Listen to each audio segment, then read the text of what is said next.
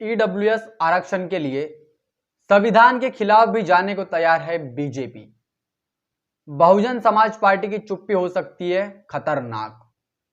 जी हां साथियों, मैं हूं हितेश और आप देख रहे हैं द थिंक। हाल ही में ईडब्ल्यूएस आरक्षण पर सुप्रीम कोर्ट का बड़ा निर्णय आया है, जिसके वजह से पूरे देश में हाहाकार मचा हुआ है। तो सबसे पहले जानते हैं कि ईडब्ल्यूएस आरक्षण क्या है। 2005 में यूपीए की सरकार ने एक आयोग गठित किया था।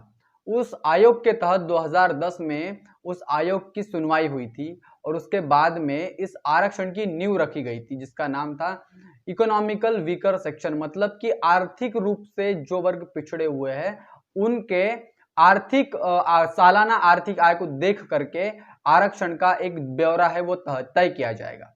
2019 में आधिकारिक तौर पर नरेंद्र मोदी की नेतृत्व वाली सरकार के द्वारा ईडब्ल्यूएस आरक्षण को देश में लागू कराया गया, जिसके बाद में आर्थिक रूप से पिछड़े वर्गों को यह आरक्षण देश में शिक्षा में लागू हुआ और सभी संस्थानों में यह लागू हुआ।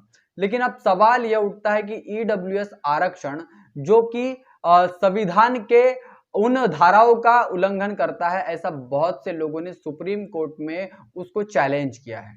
सबसे पहले समझ लेते हैं कि ईडब्ल्यूएस आरक्षण के मापदंड क्या है। तो साथियों, जो एससी एसटी ओबीसी आरक्षण से जो वर्ग है बाहर छूट गए हैं वो इसका लाभ ले सकते हैं। दूसरी बात, जिन वर्गों की सालाना आय जो है 8 लाख रुपए से मतलब वर्षों में कम है वो इसका लाभ ले सकते हैं। और जिसके पास में 5 एकड़ कृषि भूमि से ज्यादा जमीन नहीं होनी चाहिए वह व्यक्ति इसका फायदा उठा सकते हैं। जिसके पास में संपत्ति का ब्यौरा है वो बहुत ज्यादा नहीं होना चाहिए, वह भी इसका फायदा उठा सकते हैं। लेकिन सवाल यह उठता है कि भारत में जो है ईडब्ल्यूएस आरक्षण सिर्फ एक ही जाति वर्ग विशेष के लिए क्यों है?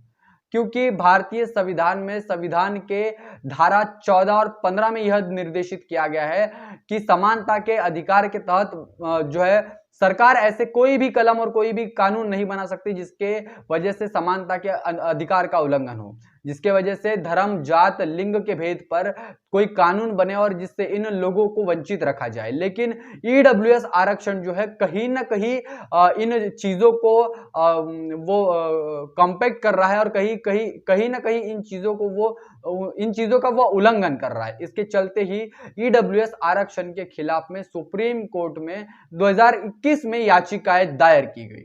अब सुप्रीम कोर्ट का इसके ऊपर निर्णय आता है। पिछले बुधवार को सुप्रीम कोर्ट का जब निर्णय आता है तो सुप्रीम कोर्ट की संविधान पीठ के तरफ से भारतीय जनता पार्टी की जो सरकार है उनके वकीलों को एक चैलेंज दिया जाता है। उनसे सवाल पूछा जाता है कि ईडब्ल्यूएस आरक्षण का मापदंड जो है वह आर्थिक आधार पर कैसे हो सकता है, क्योंकि पूरे भारत में तमाम बहुजन वर्गों को जब हम देखते हैं तो तमाम बहुजन वर्ग जो है एससी एसटी ओबीसी यह भी आर्थिक रूप से बहुत कमजोर है। तो उनका जो रिजर्वेशन है उनके रिजर्वेशन को खत्म करने के लिए ये जो 10% रिजर्वेशन है ये दिया गया है। इसके ऊपर भारतीय जनता पार्टी के जो वकील है उन्होंने यह कहा है कि यह जो आरक्षण है इसकी सीमा जो है अनरिजर्व कैटेगरी मतलब जनरल के लिए जो 50% रिजर्वेशन रखा गया है वहां से इनको दिया जाएगा। मतलब कि एससी एसटी ओबीसी इनके लिए जो 50% रिजर्वेशन दिया गया है वहां से इनको रिजर्वेशन नहीं दिया जाएगा। लेकिन इसका यह सवाल सुप्रीम कोर्ट ने यह भी किया है, क्या यह जातिगत आधार पर आरक्षण नहीं दिया जाएगा? मतलब कि इकोनॉमिकल वीकर सेक्शन जो है सिर्फ सवर्ण लोग ही इसके मतलब इस दायरे में क्यों आएंगे? एससी एसटी ओबीसी के जो तमाम जो बहुजन वर्ग है ये लोग उसमें क्यों नहीं आ सकते? तो सुप्रीम कोर्ट का यह कहना है कि इनको ऑलरेडी जो है रिजर्वेशन मिल चुका है और ये जो इनको जो 10% दिया हुआ है ये जो आर्थिक रूप से पिछड़े हैं इनके लिए दिया गया है। अब सवाल ये उठता है कि अगर आप सवर्ण समाज के लिए 10% आरक्षण दे रहे हो तो ये तो सीधा सीधा स्पेशल कैटेगरी को स्पेशल रिजर्वेशन देने की बात हो गई और यही बात जो है संविधान का उल्लंघन कर रही है और इसी के खिलाफ जो है सुप्रीम कोर्ट में जन याचिका दायर की गई।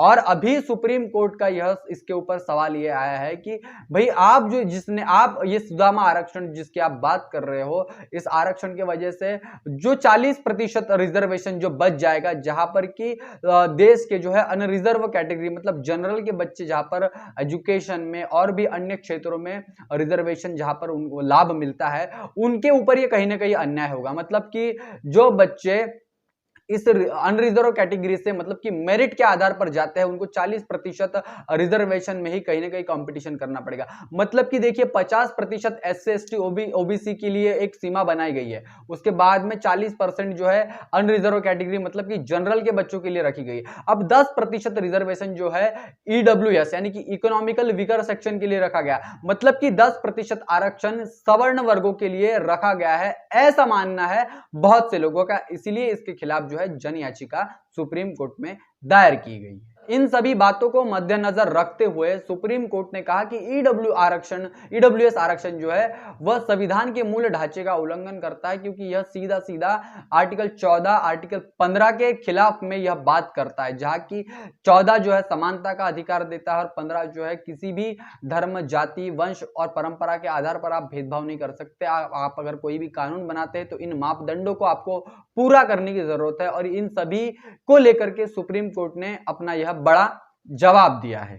सुप्रीम कोर्ट ने यह कहा है कि राज्यों ने जो आर्थिक आरक्षण ईडब्ल्यूएस वालों का जो आरक्षण जो लागू किया है, इसके क्या मापदंड है, आपके पास में कितने राज्यों के ऐसे पर्याप्त आंकड़े हैं जिसका प्रभाव उन राज्यों के ऊपर पड़ा हुआ है। तो राज्यों ने यह आधिकारिक तौर पर यह जवाब दिया है कि हमारे पास में पूरे राज्यों के जो है आंकड़े अभी तक के पर्याप्त नहीं है, लेकिन कुछ राज्यों के आंकड़े हमारे पास में पर्याप्त है, लेकिन वो अभी हम आपको नहीं दिखा सकते हैं। चूंकि यह जो मामला है यह बहुत बड़ा मामला है, क्योंकि रिजर्वेशन जो मामला है यह संविधान की उन धाराओं को लेकर के, उन धाराओं से उन सभी वर्गों के हितों का जो है कहीं ना कहीं संरक्षण होना चाहिए। इसीलिए इस बात को लेकर के राज्य जो है अभी तक के कोई आंकड़े सुप्रीम कोर्ट को नहीं दिखा पा रहे हैं।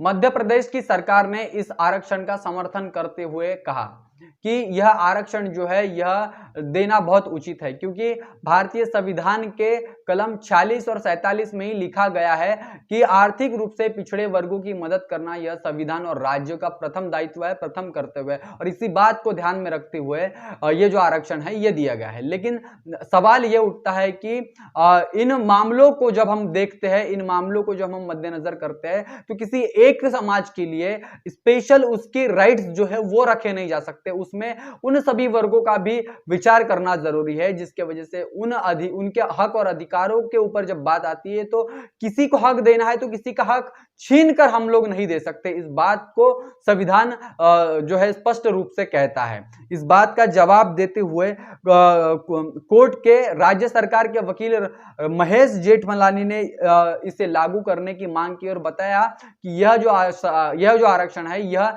देना उचित है, जिसके वजह से आर्थिक पिछड़े वर्गों का उत्थान होगा, और संविधान भी इसके निर्देश देता है। सुप्रीम कोर्ट ने इस मामले में अभी तक के नहीं घुसना चाहिए। यह जो बात है मतलब राज्य सरकार और भारतीय जनता पार्टी के जो वकील है ये वो कह रहे हैं, उनका कहना यह है कि यह संविधान का उल्लंघन नहीं करते हैं, और यह जो है एससी एसटी ओबीसी के आरक्षण को हट करके एक नए आरक्षण की बात रखती है। मतलब कि एससी एसटी आरक्षण जो है वह अपने जगह पर है, उनके अधिकारों को और उनके आरक्षण को अभी तक के धक्का नहीं लगा है। लेकिन सवाल यह उठता है कि जो बच्चे एससी एसटी ओबीसी से आते हैं और जो उस लेवल को कंपीट करते हैं, मतलब कि एक लेवल को कंपीट करने के बाद में जो बच्चे जनरल में गिने जाते हैं उनको 40% में ही रखा जाएगा, उनके साथ में यह कहीं ना कहीं भेदभाव है। और इसी बात को लेकर के देश के बहुत सारे संस्थानों ने और देश के बहुत सारे लोगों ने सुप्रीम कोर्ट में ईडब्ल्यूएस आरक्षण के खिलाफ में जन याचिकाएं दायर की है। साथ में राज्यों ने यह भी बताया है कि आर्टिकल 47, 46 और 47 के हिसाब से ही इस आरक्षण को लागू किया गया है। हालांकि इसके ऊपर अभी तक के कोई बड़ा फैसला नहीं आया है, डिबेट अभी भी जारी है, लेकिन इसके ऊपर जो है मामला ये कहां तक के चलता है ये अभी सुप्रीम कोर्ट ने इसके ऊपर बहुत बड़े बयान और बहुत बड़ा फैसला नहीं लिया है। लेकिन सवाल यहां पर उठता है कि बहुजन समाज पार्टी जो कि भारत में ऐसे मामलों को लेकर के हमेशा बात करती है, हमेशा नजरों में रहती है, बहुजन समाज पार्टी इसके ऊपर कहीं ना कहीं चुप है, और ये चुप्पी जो है देश के लिए और इस आरक्षण के लिए बहुत खतरनाक साबित हो सकती है, देश के बहुजनों के अधिकारों के लिए बहुत खतरनाक साबित हो सकती है।